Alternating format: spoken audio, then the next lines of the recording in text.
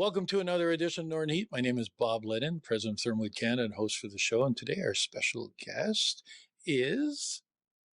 Sylvane Boudreau from East Coast Electric Tattooing. There. I'm glad you said that because East Coast, I wouldn't have said tattooing on the end. And I would have missed something along the line. Stopped it in the middle. So you're the owner of this tattoo shop. Yes. And you're located in Beresford. We are. And you've been in business for a couple of years. 17 now. 17 years. You know, that's a pretty long time for a business and an entrepreneur. Yes, thank you. And so in those years, this is a new location, right? How long have you been here? This is the second location. We've been here for 11 years. Oh, okay. You've been here long Yeah. enough. So we've been settling down there and quite nicely. Because like we were talking a while ago, you were in your father's or close to your father's sports shop next to Tim Hortons at one time. It was the first rent that we had by Tim Hortons. People brought us coffee all the time. Now we don't, but... Sorry. Yeah. Yeah. Should have known ahead of time. Exactly. But, you know, we talk about tattoo shops, tattoo parlors, I think is probably a better word, is it? Tattoo shops. Yeah. Okay. So at one time, tattoos were for the rough and tough and things that people done when they were too drunk and couldn't remember and those kind of things. But there's been a complete turnaround over the years. Why? I think it just becomes more accepted. People are happy to do what they choose and they give themselves permission. Also, I think the art got better. And so people are better viewed because they have better art. And there's, you know, you see more of them, but you see more people with tattoos now. Oh, yes. Than before. Every profession, they come in and they'll have tattoos underneath somewhere. So, yeah, for sure. But at one point in time, it was kind of taboo. It was not, right? And they needed to hide them. The same people needed to hide them. And now they can openly have them as long as it's not offensive. And it's, thank God, viewed a lot better by everybody. Yeah, it's accepted. It's accepted all the way through. Yes. So how many people are working here? We're 4 here. We're all over 12 years experience. And 3 of us are bilingual. We have one English person, but she still tries and serves a lot of French people that loves her anyways, just because we take the time to really understand what people want. And so that gets to have better tattoos and people are usually happy when they leave here. That was one of the discussions we had before the interview, is that what separates you from the rest of the herd, right? Because there's a lot of different places that are doing this. And you mentioned the fact that we talk to people. Yes. And so I like to say we take care of them, but everybody will have a different opinion on that. Usually our clients almost becomes our acquaintance and friends at some point because we spend so much time with them. We, first of all, look for their need, but then once we're past that, we actually get to know the person a little bit, and it becomes like a friendly recurrence. You know where you want to go, and they also trust us with the art that they're getting because they already came here or saw somebody who got it. We'll have people from Montreal coming here because in Montreal they don't know where to go, and in Beresford, well then their cousin came here and they already know, so it's easy for them and they feel more comfortable. They can talk to us. They see that we care, and that makes a big difference, I think.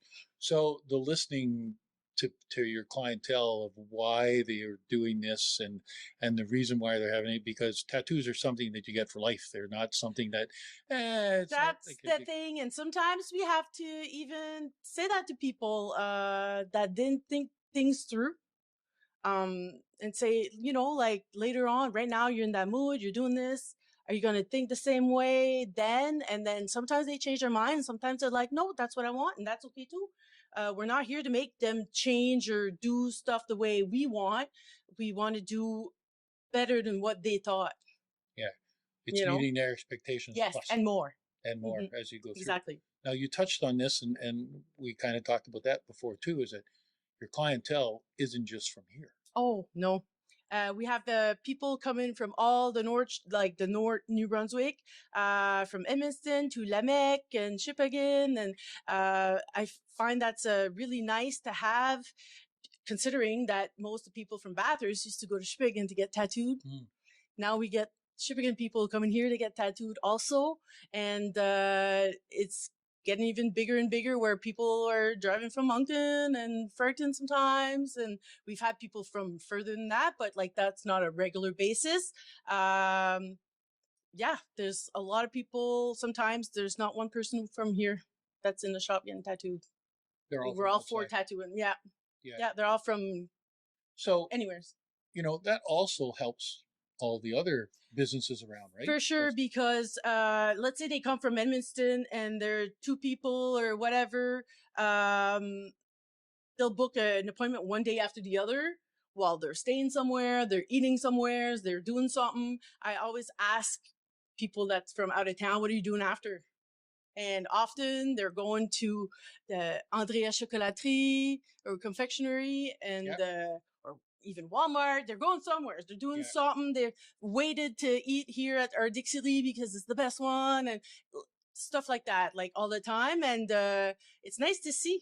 Like, well, it all ties in this for everybody. Yes, right? Exactly. That's on the same subject. When we did our 15th anniversary, I offered the town to do park, like a little piece in the park in Beresford here. I don't remember the name, it's too long now, but it's a big visual playground.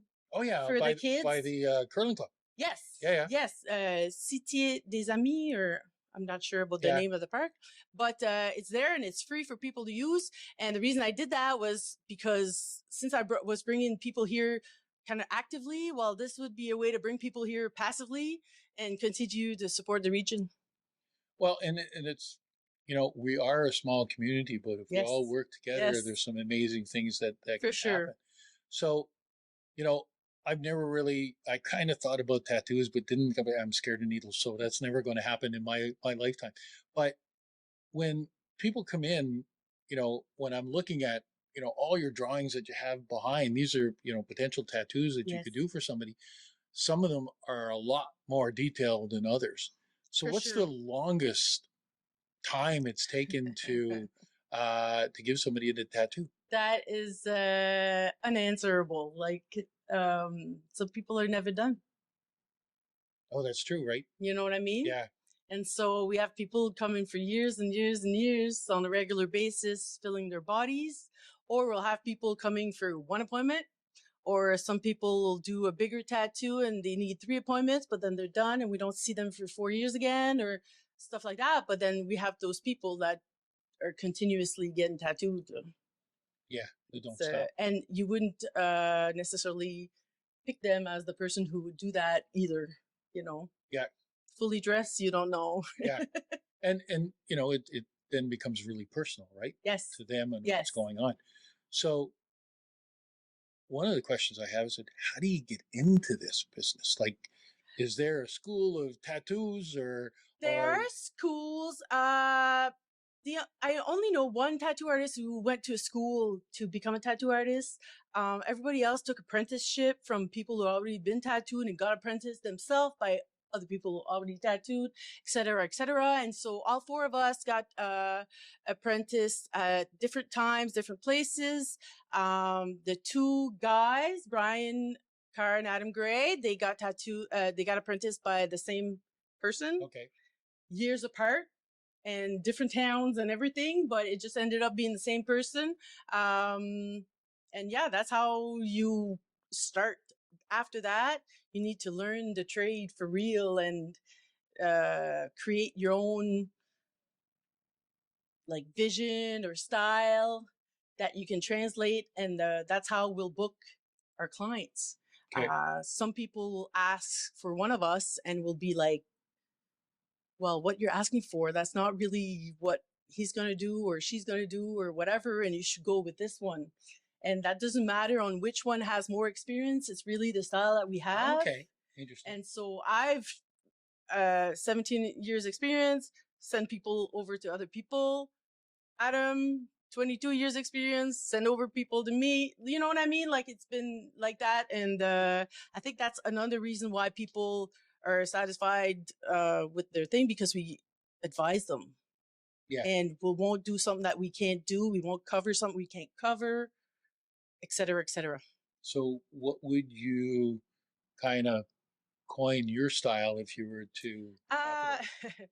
Me, I do a little bit of everything, but I really like details, and I'm the one who will do the most realistic tattoos.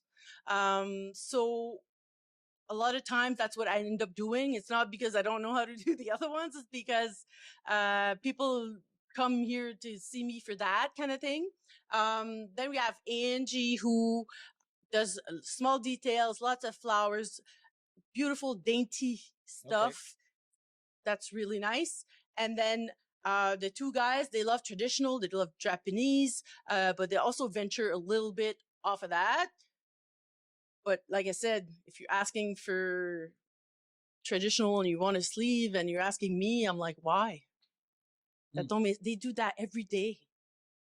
Go see them, and then I'll do what I do every day, and everybody's happy. And So you know what I mean? does it ever happen that somebody starts with somebody and then pass it on to somebody else to put some other parts on tattoos? Yeah, it happens. People will even switch shops sometimes. Like people are collectors, and so Now, there's another term that I've never heard before: collectors. Well, yeah, because yes, that's happens a lot actually, especially with tattoo artists, because we have the chance to go to convention and meet so many people, and so we don't get tattooed by the same person rarely ever. You know what I mean?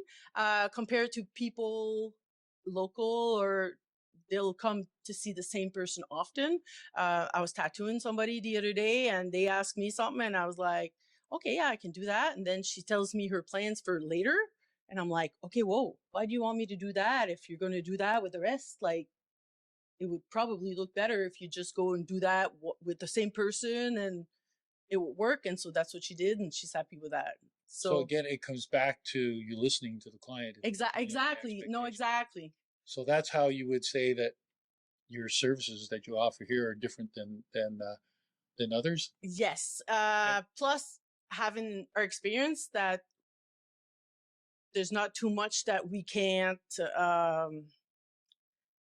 figure out, or I don't know how to explain that well, but we know what we're doing. And so if we agree to do something, it's because we know how. You know how to do it. You know what I mean? And so that makes a difference at the end of the day. Well, this has been enlightening in a way, because there's a lot of things I didn't know about tattoo shops. Yes. And actually, it's the first time I've ever entered in one. Yeah. Because, welcome. Again, just, I don't know, it was fear or whatever. So you invite people in to come in and talk and to look at, like, even if you've ever considered it, I think, but coming in here and looking at everything that you have up on your walls all over the place would be an interesting thing to do and to have a discussion. For sure. And if anybody has any questions ever, they can always stop in. That's what we do. If we don't have time to have a full consultation, because, if we're really going to talk about something and we're in the middle of a tattoo, we book free consultations. So it's no cost, and we only want to understand what you want. And then from there, we book the So the best way is to call in and to set up an appointment? Call in or message us, because with messages, sometimes we get the pictures, and so it's easier to understand what's going on. Some people don't need consultations if they want just a little something, but a lot of times it's nice to talk over with the person, because they do this every day. We do this every day. And so we might have ideas that the clients never thought of. Right? So what are your hours? Or do you have hours? Well, we work Tuesday to Friday, and the shop's open 10 to 4 Tuesday, Wednesday, and Friday, but then 12 to 6 on Thursday. Just to give a chance for people at work, if they want to stop in and have a little chat there, that we have a few hours after work kind of thing. But yeah, that's it. You come in and book yourself a little day off. Well, it sounds exciting, but again, scared of needles, so it might not ever happen. Yeah. But I wish you the best. Thank you. With your project, with the people that you work with, and the service that you're offering to our region, and the fact that you're bringing people in from outside.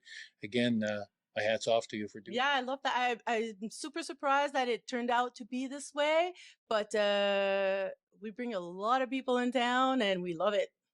And the other thing that I love about this is that you're from here. Yes. And so you. And we're all from here except for Angie, who's Brian's wife, so she's allowed. Oh yeah, absolutely. She's allowed. Yes, she's allowed. That's why they're here. It's because Brian's from here, and they moved back, to see their families and friends after COVID, that they were stuck. And so, and Adam, well, he's a hometowner, so he's always been around. But that's great. Yes. Because we keep saying all the time we have an export of our young talent, and they're leaving. And I was very happy to have them too, because they come in with experience, and they're grown-ups. You don't have to take care of them. They know what to do. They've done this before, and that's what I like the most about all the experience that we have, is that you don't really need to worry. And if I send somebody over to one of them, it's because I know that they're going to do something nice, and that people are going to be happy. Perfect. But listen, congratulations. And in 17 years of being in business, and to be able to make a home for some people to come home and show their art and show what they can do. So thank you. Very much appreciated. Yes, thank you. And there we have it. Another edition of Northern Heat for this week, the place you come to listen to the stories that haven't been discovered yet.